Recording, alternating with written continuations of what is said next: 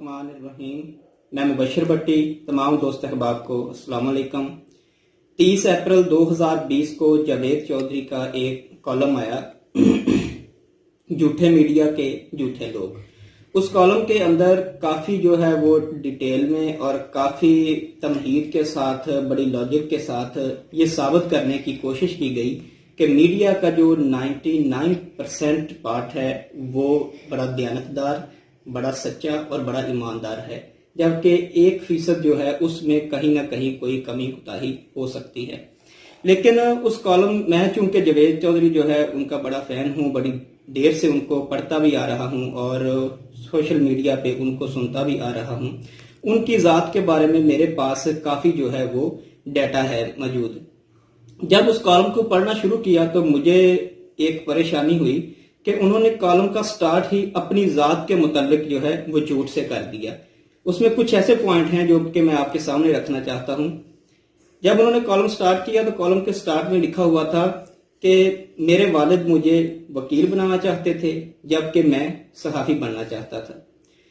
एक खालिद इरशाद सूफी नाम के शख्स उनको इंटरव्यू देते हुए 2017 में उनका इंटरव्यू जो है वो आया था यूट्यूब पे, अभी भी वो मौजूद है वहां पे। उसमें जावेद चौधरी साहब अपनी ज़ात के बारे में बताते हुए ये बता रहे थे कि मैंने इस्लामिया यूनिवर्सिटी बहावलपुर में अपने एक दोस्त को वहां पे जो है यूनिवर्सिटी छोड़ने के लिए गया, तो मैंने वहां पे फैसला किया कि मैं सहाफत में एडमिशन लूंगा।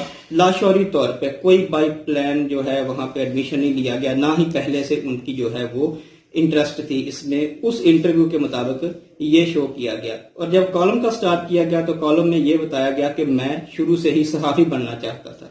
ये एक पॉइंट जिससे ये साबित होता है कि वो अपनी ज़ात के बारे में ही जो है प्रिंट मीडिया उसके ऊपर कुछ और कह रहे हैं और जो इलेक्ट्रॉनिक मीडिया है उसके ऊपर कुछ और कह रहे हैं।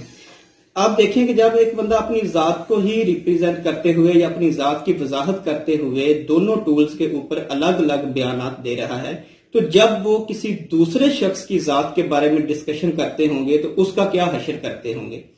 दूसरा इसमें पॉइंट ये था कि उन्होंने कहा कि जो मीडिया का 99% जो है पार्ट वो बड़ा सच्चा, दयानतदार और झूठ नहीं बोलता, जिसमें उन्होंने मशीन को जो है कैमरा हो गया, जो उसमें लोग वर्कर्स जो काम करने वाले, जो मशीनरी हो गई, जो दूसरी चीजें हैं, जो पेपर हो गया, ये सारी मटीरियलिस्टिक चीजें और दूसरी जो ह्यूमन रिसोर्स यूज होते हैं उनके बारे में डिस्कशन की गई कि ये तो झूठ नहीं बोलते।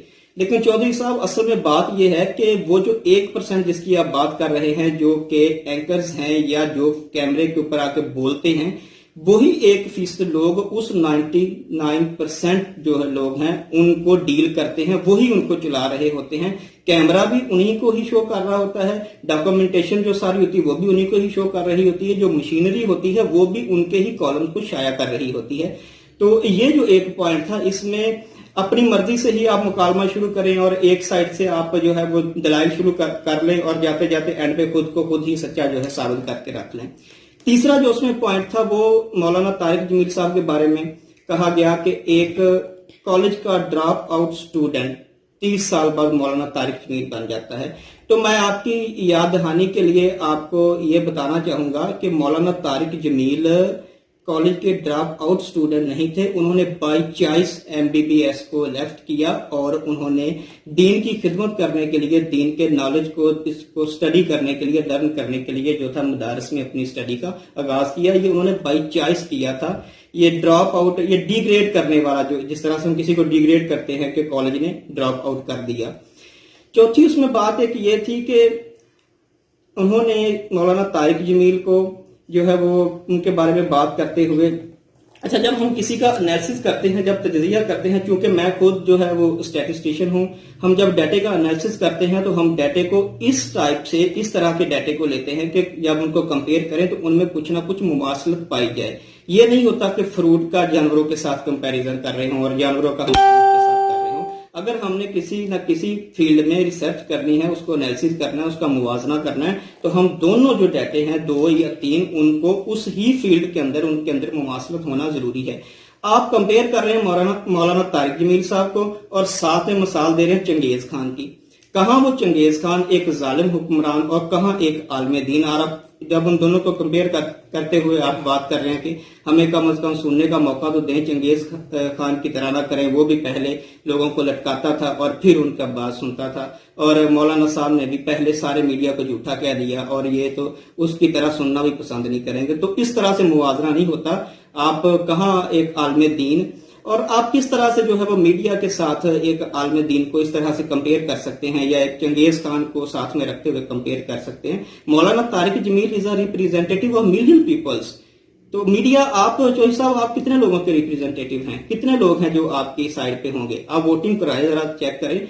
और मौलाना साहब जो है वो एक बहुत बड़ी जो है वो जमात को लीड कर रहे हैं, और सिर्फ पाकिस्तान के अंदर नहीं, वो पूरी दुनिया के अंदर इस्लाम का एक इमेज है, इस्लाम का एक नाम है। पूरी दुनिया के अंदर कोई मुल्क, मेरा नहीं ख्याल कि ऐसा होगा जहां पे मौलाना तारिक जमील ने जाके दीन इस्लाम की खिदमत के लिए वहां पे वर्क नहीं किया होगा और लोगों को दीन की तरफ कायल नहीं किया होगा। तो आपका पाकिस्तान के बाहर की कंट्रीब्यूशन है, आपके पाकिस्तान के बाहर की फॉलोअर हैं, तो ये किस तरह से आप मुआवजा करके एक आलिम दीन को डिग्रेड कर रहे हैं अपने साथ, चंगेज खान के साथ?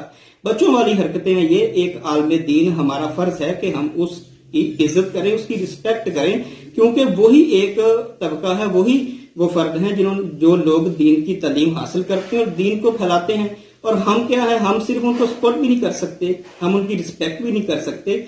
उतने ही दीन के वो हकदार हैं, उतने ही हम हैं, लेकिन हमारे हिस्से का भी वो काम कर रहे हैं। तो खुदारा इस तरह के मुआवजना करके, इस तरह की बातों से इस तरह उलझा के लोगों को, उलमा कराम को डिग्रेड करना आप ये मुनासिब नहीं है। तो मैं चूंकि आपको काफी देर से पढ़ रहा हूँ, मुझे बहुत इसमें हैरानगी हुई कि बड़ी अजीबोगरीब आपने एनालिसिस किया, और आपने अपनी जात के बारे में भी अजीबोगरीब से आपकी बातें हैं, उसमें बड़ा तजाद है।